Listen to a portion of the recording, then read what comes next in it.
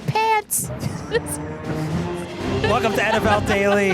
I'm Gregg Rosenthal, and we're getting excited for the real NFL offseason to start. Jourdan, Rodrigue of the Athletics, clearly excited. Patrick Claybon is as well. We're going to have to beep you out right off the top of the show, Jourdan. Did not realize we were starting. Woo! We are starting. You couldn't wait any longer to start. What if we don't beep it? I'm just throwing that out there. I'm looking over at Eric. Me and Eric were hesitate. having a conversation behind the glass earlier about just the tone of voice that you use to talk about difficult things. And there's no like in-joke. FCC for podcasts. Yeah. I guess the NFL, certain things are more appropriate than others, but this is all on. It depends on the timing of the beep, because with the S word, right, and the ing, Yeah. if you beep it, it could turn into something else. Whoa. Right? Okay. I mean, you could. We could drop it all together. You could. I am in favor of it, and I think it fits well for the vibe of this show.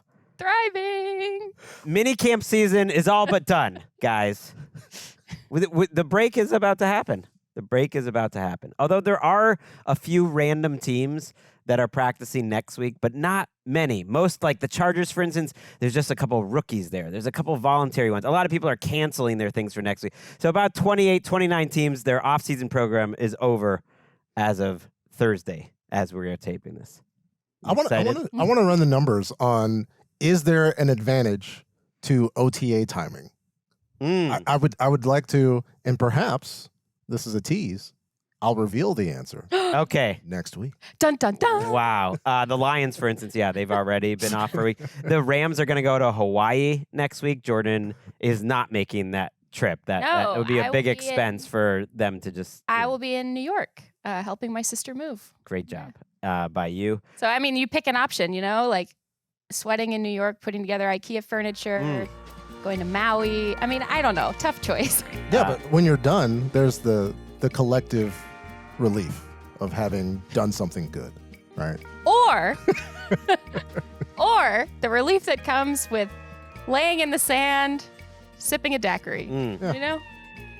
You'd have to work there, and I don't think you understand how little work is involved with covering Rams minicamp. I can imagine, especially in Hawaii. You're not supposed to say that. It's basically like, hey, let's let Puka Nacua. It's so cook. cool. There's going to be so many fans there that are so excited to see him. I am sad to be missing that. That is too bad, but we will wrap up, and I know you are at Rams OTAs this week. I don't know if the Rams will make it into this show or not, because we are going to talk winners and losers for minicamp season. Something I like to do because it's just a fun framing device, and serious football heads like Patrick might look down on it because, how can you really win or lose? This is a fun way to wrap up and justify why we're here at this time of season. I'm not serious. I'm just annoying. Okay. Let's start. I will throw out a winner right off the top. I'll say Jourdan Rodrigue is a winner because I feel like you have been right on Front Street of this Bengals story of them not taking care of their people, and you've just been frustrated. So it's just in your wheelhouse that they are now finding new ways to annoy their players.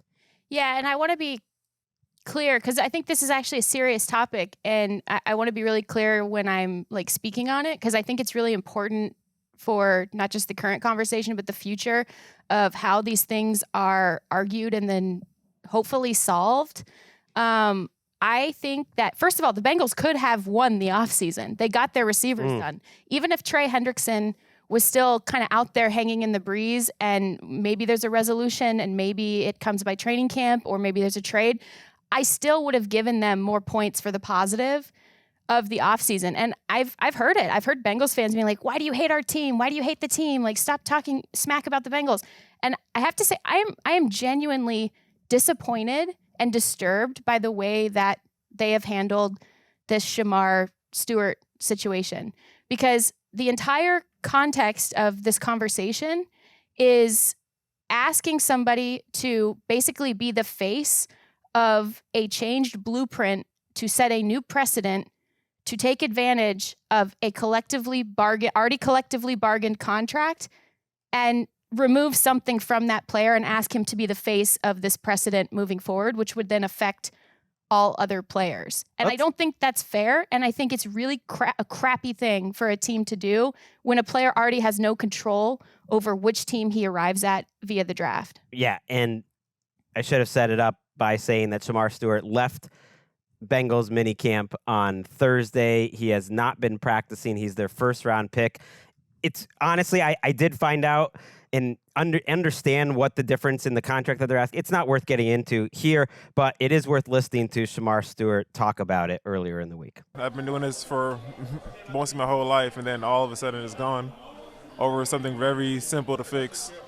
It's kind of disappointing. We all agree Trey will be right? But technically he's still 1% wrong for being under contract. So in my case, I'm 100% right, so it should be a no-brainer. And in Trey's case, I think it should be a no-brainer too. I mean, he led 17.5 sacks for 2 years back-to-back. If I was the GM or I was the owner, take all my money. But I guess they don't operate like that. Ooh. Yeah, so, and I want to be clear too, because I came into the room this morning like ready to swing because I was upset about this, and I am upset about this. I think that first of all, these contracts are tiered in a certain way now that's relatively simple. They're not perfect. I don't think anything that has to be collectively bargained because a corporation on one side is trying to get more and the worker on the other side is also trying to get more. It's always going to have to be a compromise in certain ways. So these are tiered in relatively straightforward manner now, and they were collectively bargained. But what the Bengals are trying to do right now is set a new blueprint for certain removals of guarantees in the back end of guarantees of the contract. And like you said, it's murky and nuanced, and there's like a lot of legalese involved. But at the basic, like simplest way to describe this is something has already been approved by the collective bargaining agreement that the Bengals are now trying to change. And to do so with this particular contract would then set a precedent and a blueprint for all 31 other teams to possibly do the same thing, which in this league we have to assume that they would, in order to save a small percentage of money.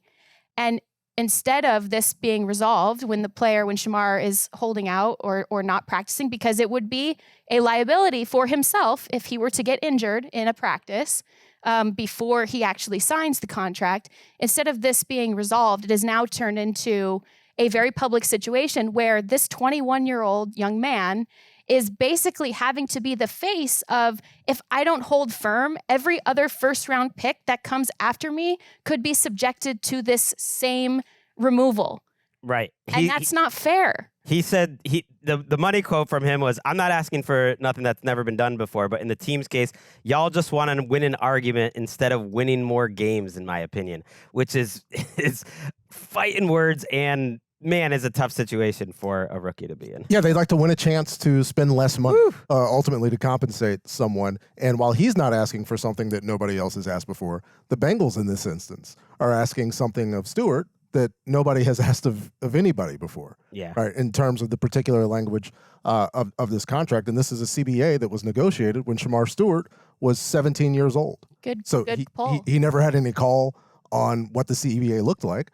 And here at this point, his only option is to withhold his labor until this is resolved. But this is clearly an overreach. Thing is, they'll figure it out. All right, let's do another winner and loser. I apologize because that was such a bummer to start on. All right, Patrick, you're up. It's not a bummer. It's important. Right. No, it absolutely is. I just feel bad because, like, the Bengals are, it is an annoying situation. It will get straightened out off the top. I mean, eventually it will get straightened out.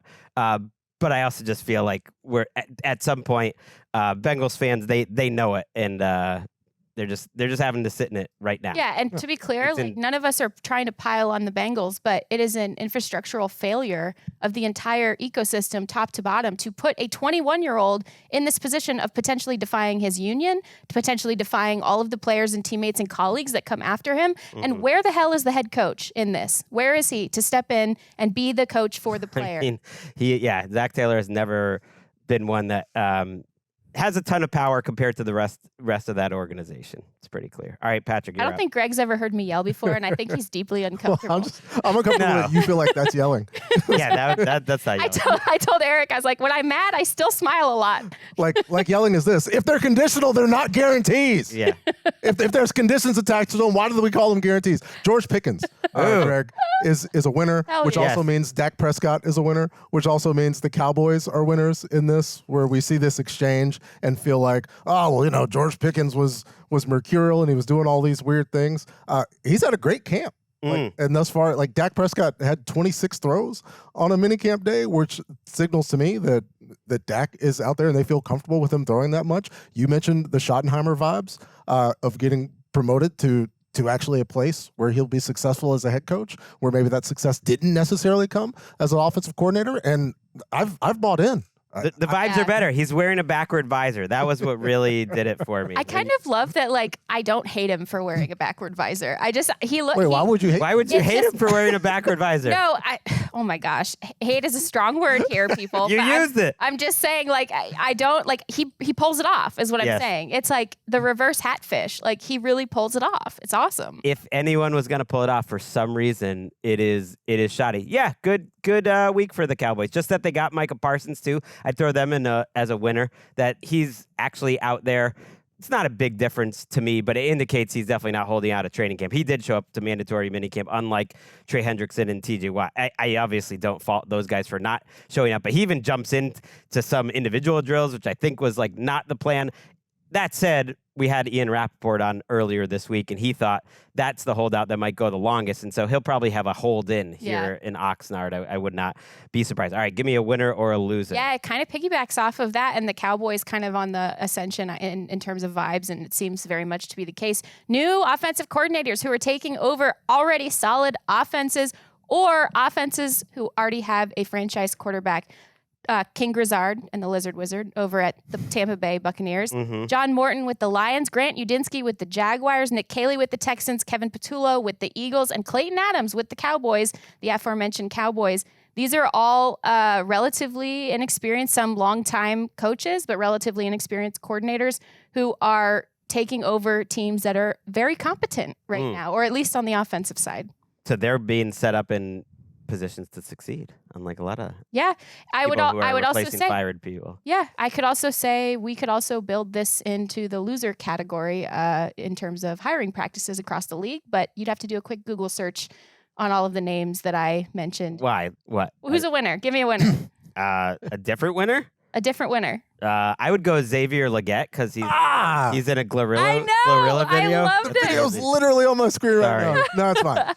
Sorry. No. I have so many too, but that was the biggest one, and I forgot about it last week. I was just like, "What?" I saw it in the rundown. I was like, "Did Gregg talk about this yet?" It's also not just that he is in a Glorilla video.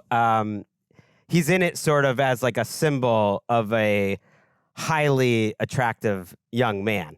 He is the object in the video. So who wouldn't want to be that as a 22-year-old? It reminds me of when the TikTok meme started. Hubba hubba.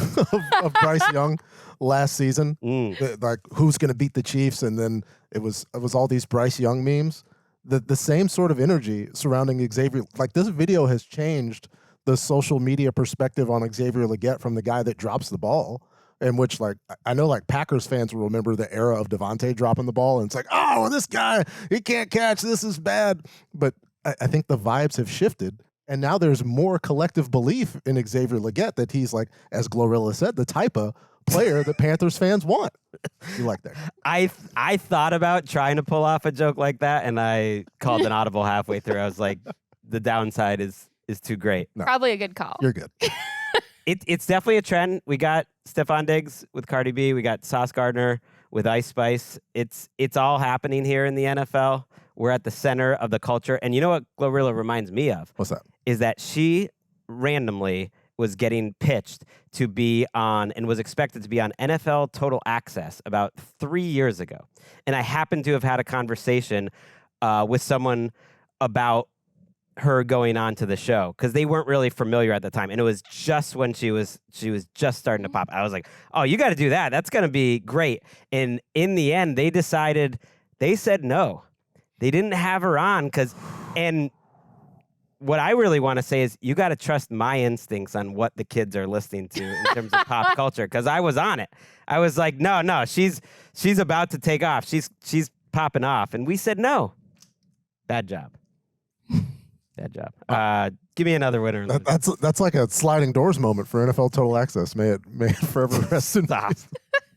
Okay, one of my winners is that the Falcons are building their program thoroughly out with Mike Penix, that they also have a quality backup quarterback and possible trade capital in Kirk Cousins, and that Kirk Cousins came out and said that he probably overestimated how ready he was to play after his Achilles injury, which like all of us could have and did say, but I respect the Falcons for like letting him go on his own discovery journey and still drafting the quarterback, understanding that, hey, maybe this guy won't be ready, who we just gave a bunch of money to. We should probably still go out and draft a quarterback. I do think we have sound of that as well. I think when the season ended last year, as I started then getting into working on my body and having the time to do that, felt like I thought I was much better than I was. And I think you learn that as you improve, as you make improvements, you realize, I thought I was already back, and I'm still, making a lot of improvements here. Yeah, I think Kirk is a winner of this minicamp. I know it doesn't look like it on paper, but I think he's a winner in terms of like he shows up, and I think there's a lot of hand-wringing about like the vibes that would potentially be happening in that quarterback room. To that, I say clearly those people don't really know Kirk Cousins, who is not the type of person to cause any sort of internal toxicity. Raheem Morris is like praising him for being in the front row of the meetings all the same. And they also don't know Mike Penix, who is one of the calmest, most prepared and collected people who could be playing quarterback for you and potentially being your franchise quarterback. I honestly think this is a win-win-win because the Falcons also look really smart for having navigated this way. Money aside, they look really smart for having this plan in place and potentially having a trade piece later in the season once Kirk, if something else, God forbid, happens to another quarterback and a team needs a quartip and comes calling for the Falcons. It's and true. Gives Kirk a chance. It's true. And yet, the biggest reason he's still on the Falcons is just no other team wanted him. The reporting is just if anyone had taken on $10 million of his salary and given anything, they would have traded him. But I think you're right. In the end, the way they've managed that and the way they talked about each other, Kirk and Michael Penix, I think they're cool. And it would be great to have Kirk Cousins as your backup ultimately because I don't know that Michael Penix is going to survive the season. So Rapshi kind of convinced me on that one. It doesn't mean they wouldn't trade Kirk if they get a decent offer in camp, but ultimately, if you're just worried about the 2025 Falcons, they're much better with Kirk Cousins as their backup quarterback versus, I don't know who is their number 3 right now. And I want to reiterate too, like the Falcons gave Kirk every opportunity to the point of losing games to keep that job last year. Right. And yes, the injury was a factor that we now know of per Kirk Cousins, but like they gave him every opportunity to win that job, and Michael Penix took over and looked like the future. If you go back and watch some of the throws that he made over that stretch, he looked like the future of this offense. The conversations that I've had with people in Atlanta, he is the future of this offense. And so, yes, it sucks, and it sucks to watch your kind of career get relegated to this before your eyes, and certainly the injury is a significant factor in that.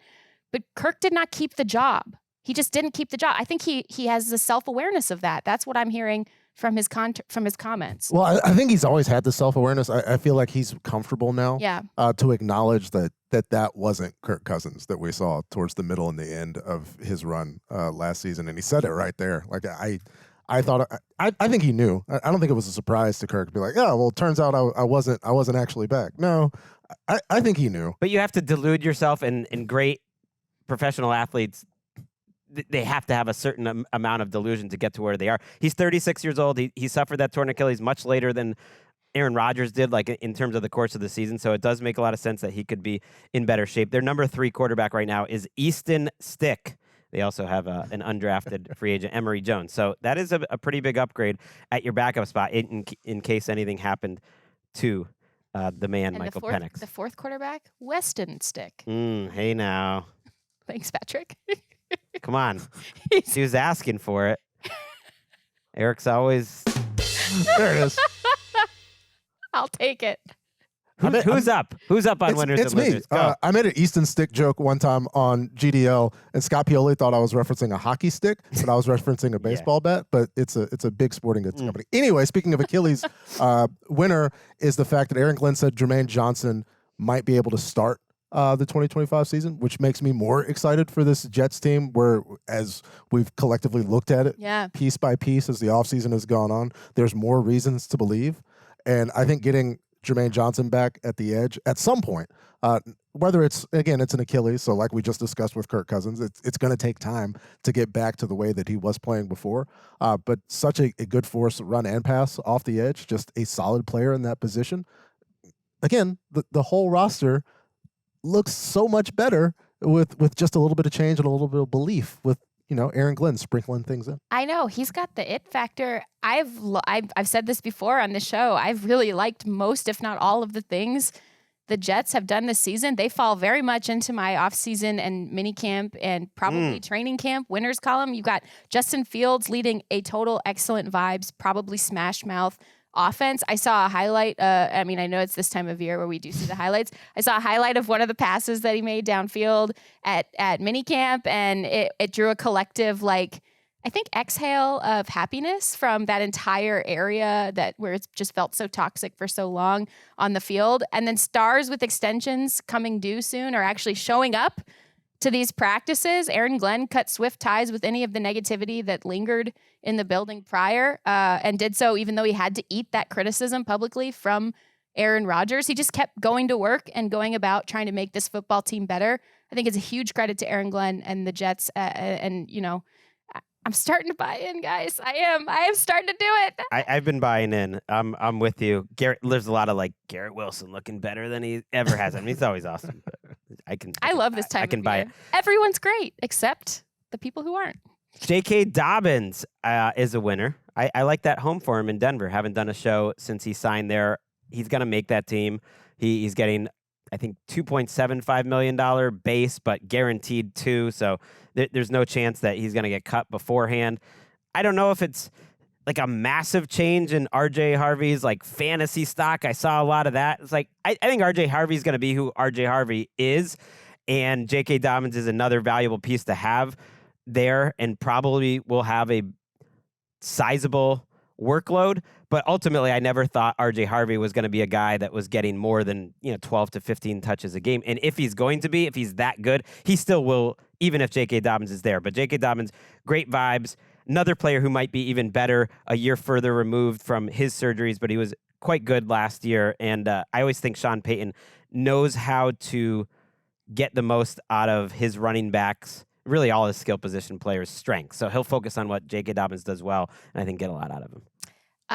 I regret to inform Arthur Smith that I have placed him in the minicamp and OTA's losers column, not because I think that about him as a person or his offense or his system, but because I think that he was riding shotgun in this car being driven by Mike Tomlin, and suddenly there's a new passenger princess in town, and that person has control over the GPS and over the music.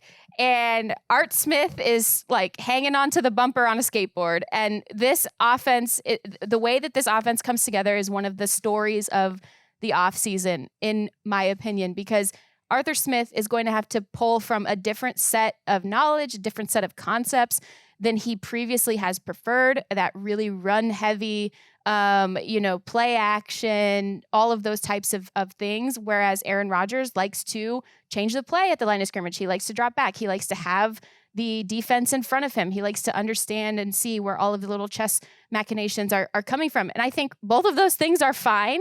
It's just melding them together is what's going to be super interesting to me. And I am waiting with breath that is bated to see what this version of the Steelers look like. Let's listen to Aaron Rodgers. I checked out his entire press conference with the Steelers reporters, and I found it compelling. Here's a little section of it. A lot of decisions that I've made over my career in life, from strictly the ego, even if they turn out well, are always unfulfilling. But the decisions made from the soul are usually pretty fulfilling. So this was a decision that was best for my soul. I believe him. It doesn't make me necessarily feel any better about the Steelers because of what you said. Like one thing left unsaid about the Arthur Smith and Aaron Rodgers offenses lately is how ineffective they've been. Like even with Matt LaFleur as his coach in Green Bay, it was ineffective. Certainly was with the Jets. Arthur Smith is on a 3-year losing streak essentially of ineffective offenses. And the thing that was interesting to me listening to that clip on Rodgers, and there was another one where they literally asked him, what would it be like to win a championship here? And he said, he said something like, well, what would that be, 7th, here? That would be great. But then he went on and said, but that he essentially kind of was like, but that's not what it's about for me. It's about giving back to the game and just finding joy in something that I love to do, which is great. But I don't know. Part of me also thinks like, once you're thinking about retirement, he just, I don't know if he's quite all in as he used to be. How could you be?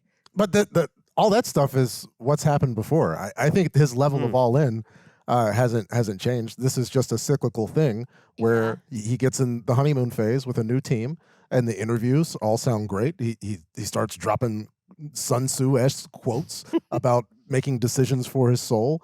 And then in week 4, he'll be, campaigning with RFK somewhere, right? Like it's all we've seen it all before. It's the question of how well is his Achilles doing? How well is he going to move in the pocket? And all the other stuff. Mike Tomlin's going to take care of all of that. Yeah. Right. We're going to get okay. We're going to the get negative view. Mike Tomlin is still driving. Okay. I gotcha, but the negative view when I watched it, I was like, that it wasn't really all about wins and losses anymore for him, which I think is a dangerous place to be in pro football. I will say, like, this is a multiple things are true at the same time situation where I believe that he believes in what he's talking about right now. I believe the Steelers signed him with the intent of we need to try to actually, push past this hump that we've been in and win. They aggressively pursued behind the scenes, but still aggressively pursued different quarterbacks this offseason and ultimately came to Aaron Rodgers, gave him the leeway and the patience to be able to have his offseason the way that he wanted to have his offseason. And at the same time, like, Aaron Rodgers is many things, right? But right now he strikes me as somebody who is deeply committed to trying to go out on a high note. Yes. Whatever that looks like, whether it's, I think he has to, and perhaps based on these comments, has come to terms with the fact that it might not mean a great record, but he wants it to feel like a high note. That's what I'm getting from those comments.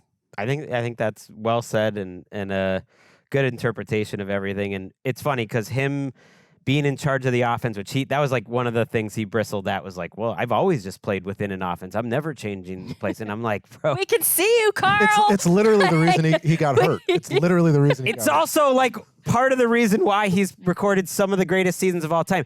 I can remember so far back as like, there was this little 2014, 2015 lull in his career. And the huge criticisms of at the time with McCarthy was he was so like he had lost his balance of in structure and out of structure. And he essentially was just like vibing out there and not doing the plays as called. That was more than a decade ago. And I think it's only gotten stronger since. But I don't know if it's good for my soul, but I am happy Aaron Rodgers back in the league. I think it's going to make these Steelers games more important. Let's take a quick break and we will be back with some more winners and losers, wrapping up minicamp season after the break.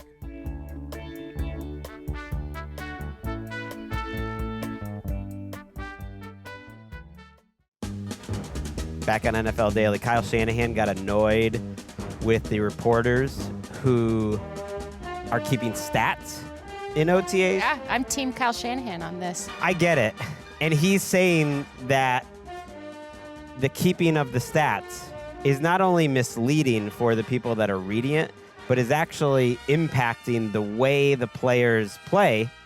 Let's say maybe a quarterback is trying to get more completions than he normally would because he knows they're keeping track, and negatively impacting their learning. A little wagging the tail thing. I never really know what that is. If only there was somebody to properly contextualize the things people were seeing and honestly evaluate them when asked. Well, I don't think he would. I don't think he would approve on us going winners and losers. I guess we'd be on the side of like, nope, sorry, Kyle. There are winners and losers. I actually in my losers column I had the people putting actual weight. Like, it's fine. You track as many stats as you want, but in my losers column, I had putting actual weight on it. And I do have like a very quick anecdote on that front, if you will, guys will indulge me. Of course. I remember in 2021 when Matthew Stafford first arrived in Los Angeles, he used the joint practices against the Raiders and the Cowboys during that summer to basically troubleshoot the range of his receivers and what windows within this offense. Receivers in the Sean McVay system, especially at that time, they were changing around some of the landmarks that they would ask receivers to run to, basically the spot on the field to which the quarterback throws the ball, understanding that Stafford was a quarterback who could freestyle a little bit more, could be more creative with the range of what that route structure and spacing would look like down the field. So he was using those practices. He threw like 7 interceptions in one practice.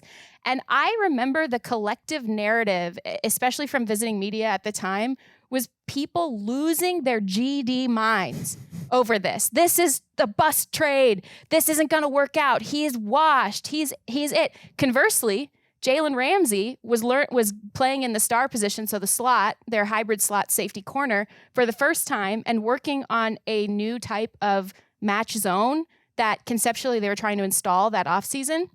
And again, clips of him giving up a 2-yard pass, videos of him giving up a 3-yard pass. He's cooked. He's washed. They're never going to be the same again. And what did the Rams go and do that year? Win the Super Bowl. I'm just saying this to say, like, people use these practices to try things, right? To learn things. Yeah. Well, it was what Kyle said. Actual competition. Like, none of this matters yet. Especially now. And Kyle was like, before they could just practice. The point of practice is to practice. I agree. I have like losers are people putting too much into minicamps. Here's how you can tell you shouldn't put too much into them is half the teams like cancel and don't take all the days even necessary. They cancel the last day or two. They cancel next week. If it was that important, they wouldn't. And so they should just be, it is practice. I think the most important things you can draw from them are stuff that we're talking about, like depth chart, like where the coaches are telling us stuff or injuries happen, unfortunately.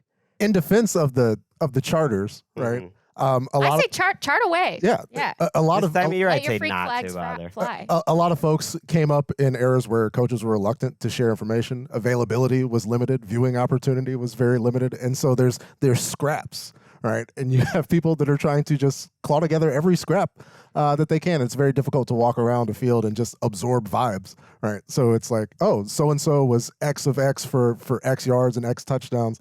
And then, you could poise that to the coach, and then the coach could properly contextualize that. But in a lot of situations, they may say something like, we all could be dead on Sunday, right. or not actually answer the question in the first place, which puts people in position to chart. Right, Ted, that's totally true. And like you're only allowed to show up as a media during OTAs usually once in an entire week.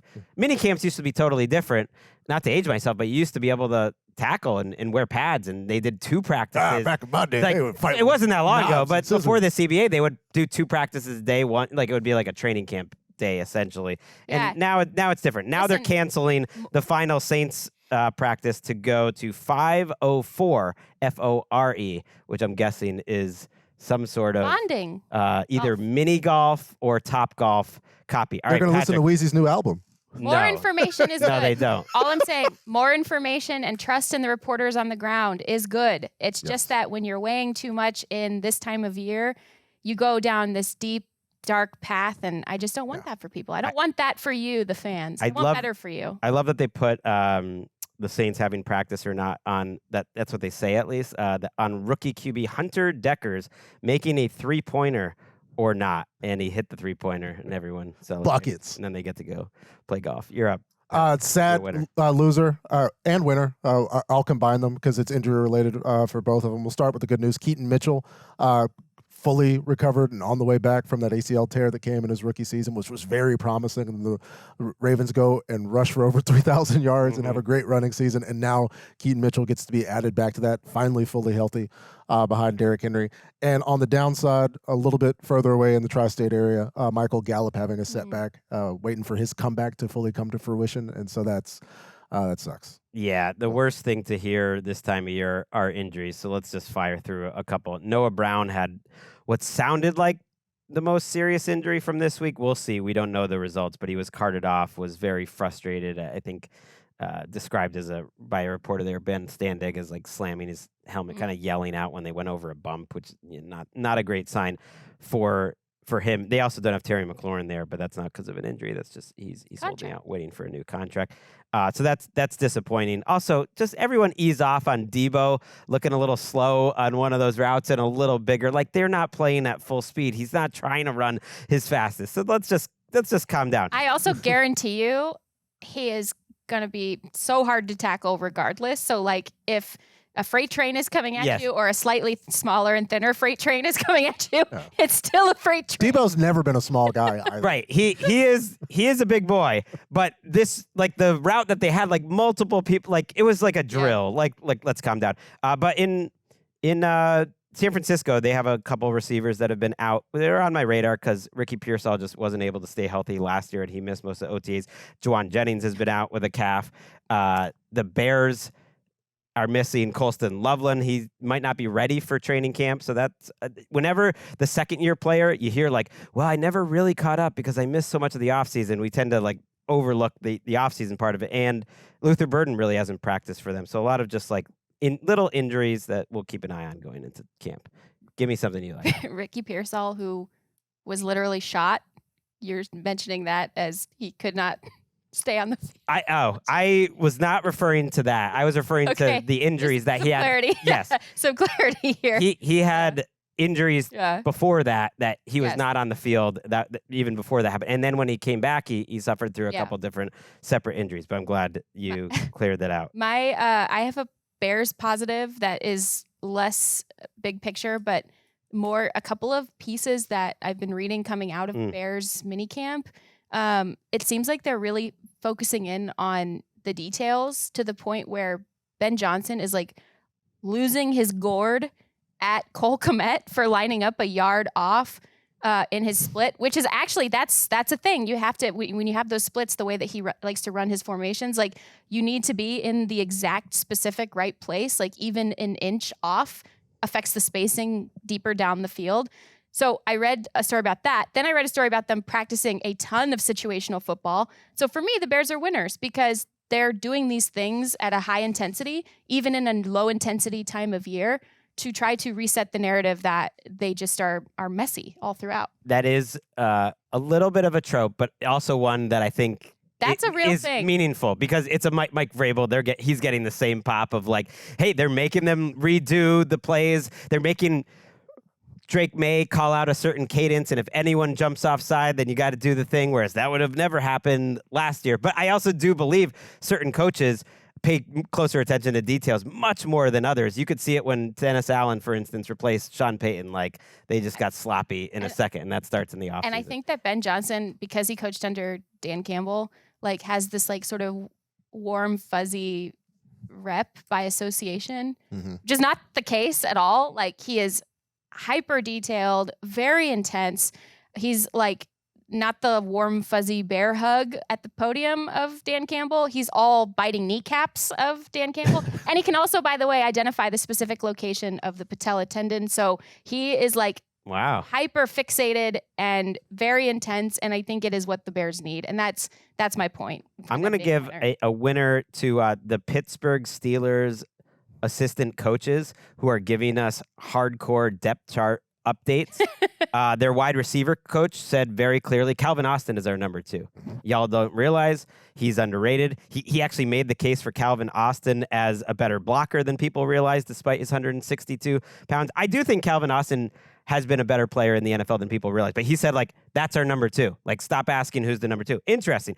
And then their defensive line coach said Derek Harmon is our left starting defensive end. He's our, you guys can stop asking that too. He's our rookie. He is going to start. So just a little bit of like morsels of nuggets. Why hide information? And I like it in June. It's not going to make them try less hard. It's like, oh, I can get super comfortable now. And yeah, it's the type of thing that is good. It's the information that people go to minicamp to cover and get stuff like that. Why keep it behind this veil of mystery? And no coach ever is going to be like, hey, you guys need to properly contextualize me having guys redo things. Like that's something that they're completely okay with being like, yeah, Mike Vrabel. He was actually 7 inches off of his spot, not a yard. He went crazy today because detail wasn't specifically adhered to. They also, have a boss that they clearly like.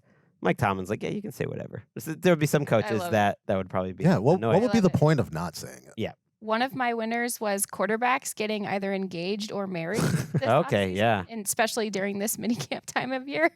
To pivot slightly, Jalen and Brianna Hurts, Josh Allen and Haley Steinfeld, Aaron Rodgers. I don't know if he said specifically who he had gotten married to. Drake May and Ann It's Hudson. Brittany with an I, based on a Pat McAfee appearance from like 6 months ago or 3 months, something like that. Okay. That's it. That's all the Thank you. details. Drake May and Ann Hudson are about to get married, high school sweethearts. Jordan Love and Ronica Stone, and Matthew Stafford and the Rams renewed their vows for another year. There it Okay, is. so I have to admit to you guys, I only knew like 2 of these. So I crowdsourced it with my 15-person all-women's NFL reporter group chat. Mm-hmm. And the first response I got back was, everybody, they're all married to the game. Shout out to Catherine Fitzgerald. The Perfect. Buffalo News. Perfect response from you guys. I'm happy for all these young men. I love. It's awesome. I have a winner in a trope update. It comes courtesy of Cardinals tight end Trey McBride, who said that the Cardinals offense was adding a lot of sauce in the offseason. And it's like we step away from, we're going to be more precise. We're going to be more multiple, work in different position groups. He went ahead and said that the offense is going to have more sauce. And I like that because there's a little bit of mystery, but we also know exactly what he means. I like that Marvin Harrison has added copious amounts of tricep muscles. I don't know if you've seen. You're on me for trope alert? They're it's been a whole it's a huge story in Arizona where just like he has showed up and he's just outrageous, and then they sent a picture out and people are just all into Marvin Harrison's triceps. All the reporters there, it's all happening. His triceps are taking over the top NFC result when I searched it is Marvin Harrison getting too jacked? Oh my God. We're on the other side of the veil at this point. There is such a is there such a thing as people used to think CMC was too jacked. CMC, by the way, fully healthy, practicing fully. It's rare that is happening, so that's just a little notable. I'll throw a winner out that Bo Melton is trying to be like Travis Hunter and playing on both sides of the ball. It's not a great sign for his career as a receiver in Green Bay, where he's probably fighting an uphill battle to make the team as like a pure receiver. But he's out there straight up playing cornerback now, like his bro, Max Melton, on the Arizona Cardinals. So maybe he can be some sort of hybrid special teamer, cornerback, sixth receiver. Let's go. Coach LaFleur did clarify. He's like, Bo is still a wide receiver. Okay. But it's hard not to take negatives away from seeing a number 80 out there working on his punch. It's like, oh no, what are we doing? If it helps you make the team. If you look at all the guys they've drafted and the guys who are just bigger than him, he's got an uphill battle, so that's good. Raiders fans, I'm gonna say, are losers for wanting anyone that's a Raiders fan that just wants to forget about Derek Carr's playoff throw against Jermaine Pratt. They won't be able to because Jermaine Pratt is now a member of the Raiders. I was starting to be worried for your there? personal trainer, Steven. No, Seemed see what I did there? You had me in the first half. I'm not gonna lie. It was a heat-seeking missile that navigated its way past Jermaine Pratt to the couch that Derek Carr is sitting on. It's fair point. Just I saw a Bengals fan say that was one of the best moments. Greg is in the best He's shape still of going. his life. I know. I saw a Bengals fan say that was one of the best moments of their life, the Jermaine Pratt interception. And it's true. If you're thinking about the losing streak in the playoffs and the struggles that they had, that kick started it all. But now when Pratt's out there, good signing for the Raiders. Give a veteran guy a chance at a position of need. But it's just going to remind Raiders fans of that. I think it's going to show them how far that they've come. Okay. And that this is a totally new start, and there's new things to celebrate and enjoy. You don't have to necessarily cape for anybody and their massive mistakes. All right, we should get the people on their way. If you guys want to do any speed round winners and losers before we say goodbye to this edition of Minicamp, wrap up. The Panthers are a winner in my book. Getting Derek Brown back this season is going to be huge for their defense. Also, Trevon Moehrig sounds like he's already making a splash in practices. Yes, it is OTAs. We are not going to put too much stock in it, but they badly need somebody who can play that versatile safety, come into the box, help defend the run, who also can make plays on the ball. Their defense needs the juice, and getting him into the mix on that 3-year deal, but also regaining Derek Brown signing Bobby Brown. All of these things are good for the Panthers. Ted McMillan out of practice, so just someone to keep an eye on coming into training camp, just in case that's serious. You just don't know this time of year. And congratulations to all the folks who were agitated by Rashee Rice's non-appearance in our receiver ranking, that he was a full participant, working his way back, and get some more Rashee Rice so he can get out there and prove us wrong. Shout out to the receiver rankings, but still doing good numbers. People are going back to that. People getting mad. I don't feel bad. I think Rashee Rice was very solidly like around 35. Yeah. He was not even one of the first guys off, but he was definitely in the top 40. He's got to prove it. He's got to stay on the field. Quickly, James Cook, his financial advisor, is absolutely a winner. Let's listen to why James is back at practice. Obviously, it is mandatory, but why did you decide to come? I like my money. Yeah. I definitely do. So that's why I'm here. It is. Yeah.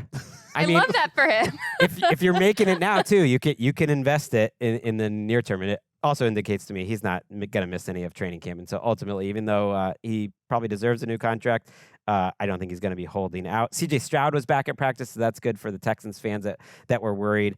He just said he needed to take a little bit of a rest with his arm, but he's back to practicing fully. And then a lot of big nickel love. Derwin James and Nick Eamon-Warry both getting that offseason. We're going to play closer to the line of scrimmage. Derwin James, of course, did that very much effectively at the end of last season, but they're going to try to lean into that more. And it definitely sounds like Eamon-Warry they're using essentially as a linebacker-ish. Yes. And my theory on this is that people understand that the quote-unquote cover linebacker is still just as important as they always have been because of the modern since, the early mid-2015s and beyond, 2017 beyond, spacing and play action and all of those types of things. So they still need a cover player in that area. But they also understand how prevalent the run game is regaining its own momentum and its own steam. And so they still need that downhill force to help stop the run. So I think you're going to see more 1.5 linebacker sets, which means a actual linebacker a la Ernest Jones, and then Nick Eamon-Warry coming in as that hybrid player to help with the coverage as well. So I think this is going to be fun. Shout out to Deion Buchanan, ahead of his time. It's kind of like the only guy filling this role about 7 or 8 years ago. And now there's a whole league full of them. That's Shaq Thompson erasure, but okay. I mean, I feel like that's fair. Shaq Thompson to me was just like he was outside linebacker. Buffalo nickel. Yes. Great show, great week. We will be back next week on Monday, and you know what? It's going to be the same trio here. Oh. Maybe even in the same outfits. No, I brought a change of clothes. But we are going to be talking about the secret weapons. Remember, we did it a couple weeks back. This time, it'll be from the National Football Conference. Football's taking a break. It's not back. What? It's taking a little break.